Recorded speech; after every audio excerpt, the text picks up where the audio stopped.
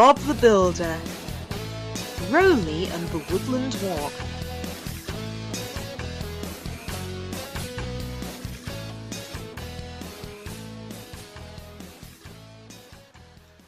It was a very hot day in Sunflower Valley.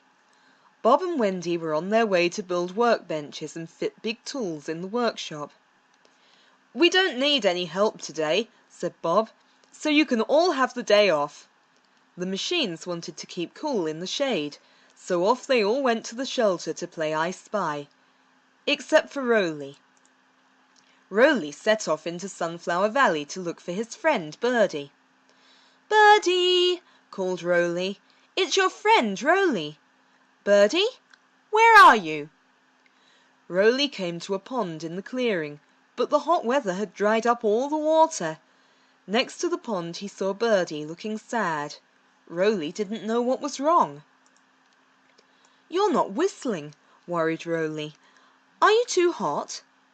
Birdie chirped weakly. Roley wondered how he could help. "Maybe I could find you somewhere to keep cool." Just then Birdie's chicks flew onto Roley's cab. As Roley set off to find some shade, a squirrel hopped out of the trees. He was hot too. "Don't worry," said Roley kindly. "I'll come back for you."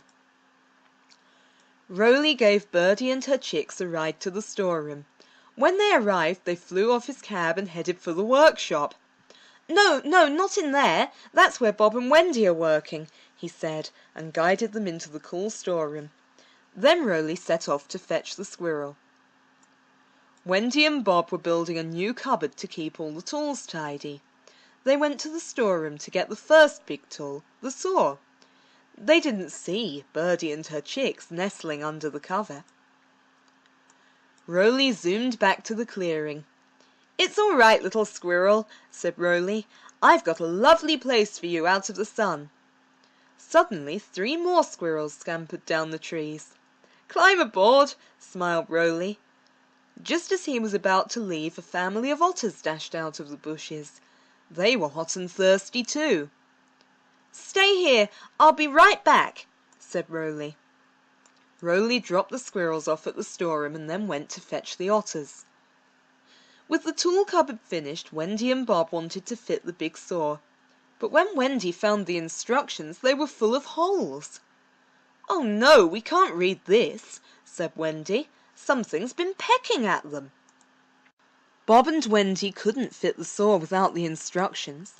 They decided to fit the next big tool instead, the drill. As Wendy pulled off the cover, the squirrels scurried away to hide. "Look, Wendy," cried Bob, "these instructions are torn too." They were really puzzled now. Roley brought the otters to the storeroom and looked around inside. "Little squirrel, Birdie," he called, "are you still in there?" But they weren't. All the animals were in the workshop. Roley didn't want Bob to see the animals, so he thought of a plan. "I found Birdie. She's not well. She needs our help," he said, making it up. Roley took Bob to the dried-up pond. "Birdie must be thirsty," said Bob. "When ponds dry up, birds and animals can't get any water. The best way to help is to put some out for them." Then Bob poured water from his flask. "Now when Birdie comes back she can have a drink." Then Bob and Roley rolled back to the workshop. Back at the workshop, Wendy had some news for them. "Bob," she called, "I know why everything was chewed and pecked. The workshop was full of animals. I gave them some water and they've all gone away happy." Roley felt bad, so he told Bob what had happened. "Don't worry, Roley," said Bob. "You were only trying to help." Suddenly, Roley had a brilliant idea. Roley asked the other machines to help gather up old bits of wood so Bob and Wendy could build a bird table. That way his woodland friends would have food and water and he would see them all the time. The team worked together and soon the bird table was finished. "Rock and roll!" smiled Roley.